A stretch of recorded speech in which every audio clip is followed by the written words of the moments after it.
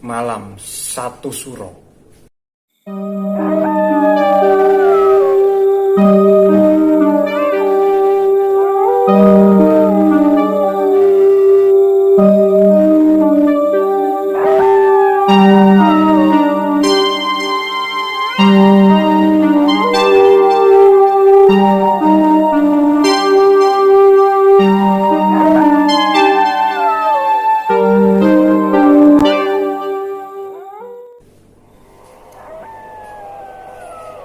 Nah, kita berjumpa lagi bersama saya di channel Wadu Sanjaya.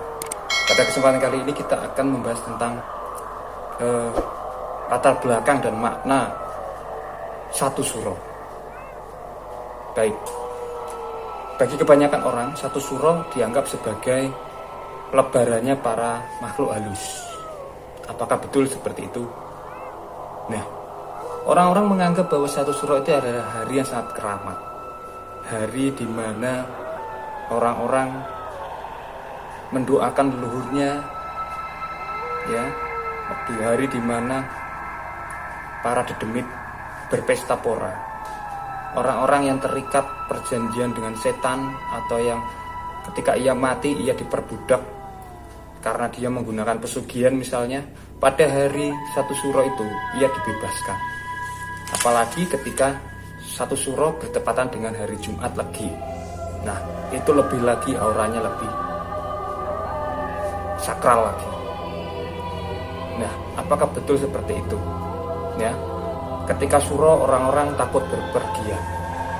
Mereka menganggap satu suro nanti akan menimbulkan kesialan dan kecelakaan. Apakah betul seperti itu? Mari kita lihat. Latar belakang satu suro itu diciptakan itu kenapa? Nah, kita tahu bahwasanya kalender Jawa yang dimana di situ ada satu suronya merupakan kalender gabungan dari beberapa aspek. Yang pertama adalah aspek kalender Islam, ya. Dan di situ juga digabungkan dengan kalender Saka, di mana kepercayaan Hindu ada di sana juga. Kemudian ada aspek kejawen juga ada di sana, di mana di sana ada pasaran, ada wuku dan lain sebagainya. Siapakah yang membuat kalender Jawa ini, yang di dalamnya memuat bulan Suro itu?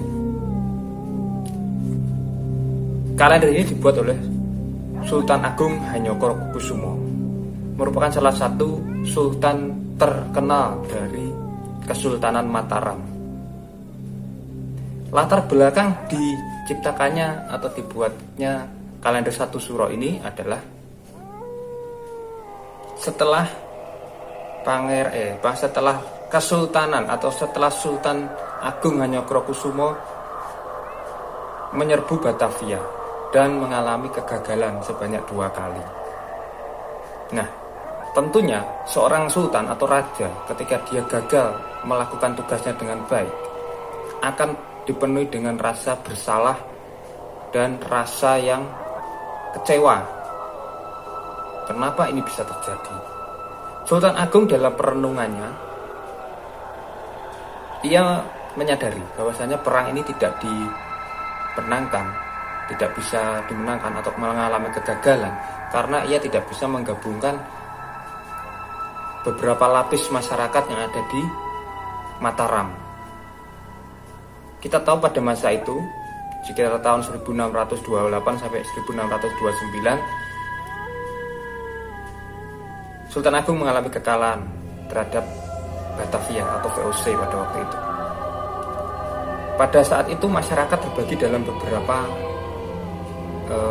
lapisan masyarakat. Yang pertama adalah masyarakat yang ada di pesisir utara Pulau Jawa. Mereka sudah banyak yang menganut agama Islam.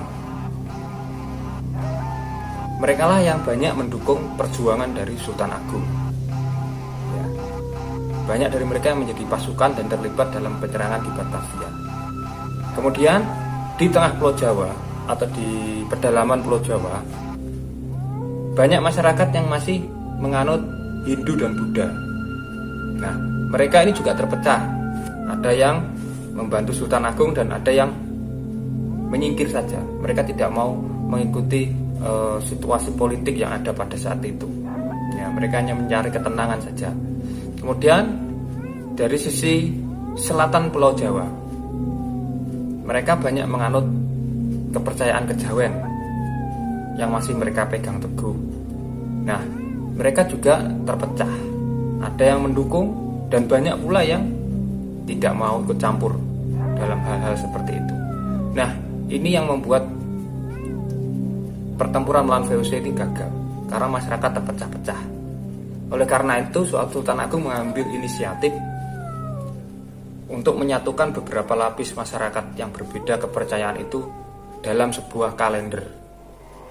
Karena pada masa sebelumnya kalender memiliki kalender masing-masing ya. Yang Muslim menggunakan Hijriah, Hindu Buddha menggunakan Saka, Kejawen menggunakan kalendernya sendiri. Nah, untuk mempersatukan ini supaya Mataram nanti ke depannya maju, maka Sultan Agung membentuk kalender baru, yaitu kalender Jawa, di mana di situ memuat Saka, tapi juga memuat Hijriah juga. Nah, seperti itu. Jadi apa makna suro itu? Oh ya, ketika kalender itu diciptakan diawali memang dari Jumat Legi, ya, diawali dari hari Jumat Legi oleh Sultan Agung. Sehingga Jumat Legi adalah hari yang sangat spesial khususnya bagi kalender Jawa. Nah, tapi kita tahu kan kalender itu Januarinya, kalau kita lihat dari kalender Masehi itu Januarinya tanggal 1-nya bisa hari Senin, Selasa, Rabu, Kamis, Jumat, Sabtu, Minggu. Sama dengan kalender Jawa dari Sultan Agung ini juga begitu. Ya, tanggal 1-nya bisa hari Kamis, Jumat, Senin, Selasa, Rabu dan seterusnya. Nah, ketika bertepatan dengan Jumat Legi tanggal 1-nya itu, maka itu akan semakin semarak karena kalender Sultan Agung juga dimulai dari Jumat Legi di awalnya. Nah, tapi di sisi lain juga masih banyak orang yang menganggap bahwa satu suro itu hari yang keramat, didukung dengan banyaknya cerita-cerita, film-film yang melibatkan satu suro di sana yang penuh dengan mistik, klinik dan lain-lain. Ya, sebetulnya tidak demikian. Satu suro merupakan awal dari sebuah tahun. Berbeda dengan Masehi, orang-orang merayakannya dengan hura-hura ya, petasan dan lain-lain ya, hura-hura. Tapi berbeda dengan kalender Jawa. Kalender Jawa dimaknai dengan kebatinan, dengan spiritual ya. Jadi tahun dimulai dengan penuh kontemplasi atau introspeksi ya, dengan bersemedi, ada yang topo kungkum ya, seperti itu. Jadi setiap orang punya caranya masing-masing. Nah, kalau dalam pihak keraton secara komunal, secara berkelompok, mereka biasanya membuat suatu upacara, misalnya mengarak kebu buli seperti itu ya, mencuci pusaka dan lain sebagainya. Nah, sebetulnya mencuci pusaka ini juga bukan klinik ya, kita salah mengartikan. Nah, mencuci pusaka peninggalan leluhur itu adalah bentuk penghormatan kepada leluhur kita, nenek moyang ya, yang sudah berjuang pada waktu dulu sehingga kita hari ini bisa tetap ada. Nah, seperti bendera pusaka, setiap 17 Agustus kita mengibarkan bendera pusaka, bukan menyembah bendera pusaka. Ini yang disalah artikan. Bendera itu adalah bentuk perjuangan ya, bentuk hasil dari perjuangan yang penuh dengan pengorbanan, sehingga kita harus peringati dengan melalui 17 Agustus ya, seperti itu juga ya.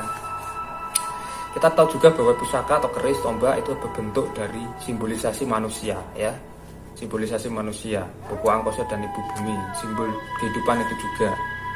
Nah, di situ juga ada unsur kejawen, Hindu Buddha, ada Islam juga di sana ya. Jadi itu banyak agama yang terangkum di sana sebetulnya. Nah, ada anggapan ya salah kalau orang Jawa itu satu suro itu klenik gitu ya. Sebetulnya orang Jawa kalau dibilang klenik juga akan sedih ya. Mereka juga tidak setuju dengan hal itu. Ya, itu bukan klenik tapi lebih bersifat kebatinan. Ya.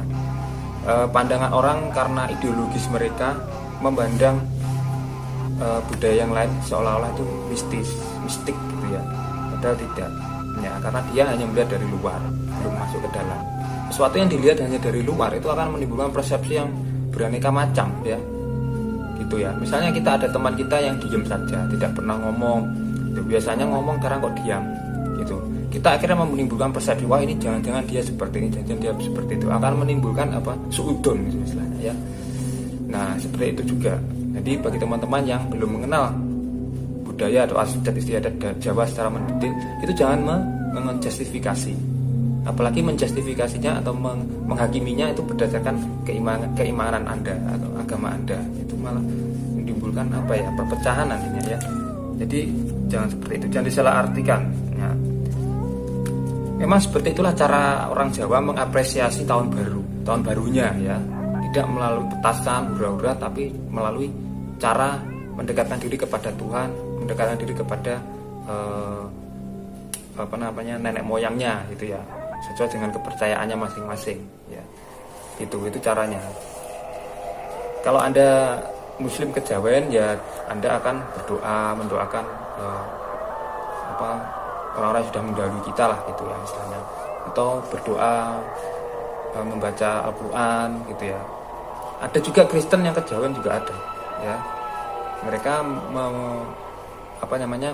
mengawali tahun baru Suro itu dengan berdoa gitu ya, bersama keluarga berkumpul ya gitu. Jadi satu Suro itu dimaknai secara rohani spiritual gitu ya. Bagaimana dengan anggapan bahwa ini adalah lebarannya setan gitu ya.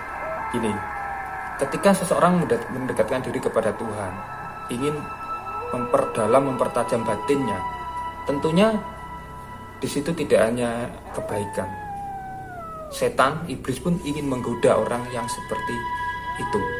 Ketika seseorang bertapa, ingin mendekatkan dirinya kepada Tuhan, tentunya iblis, setan itu tidak mau ada orang yang mau mendekatkan diri kepada Tuhan, hingga godaan itu pasti akan datang.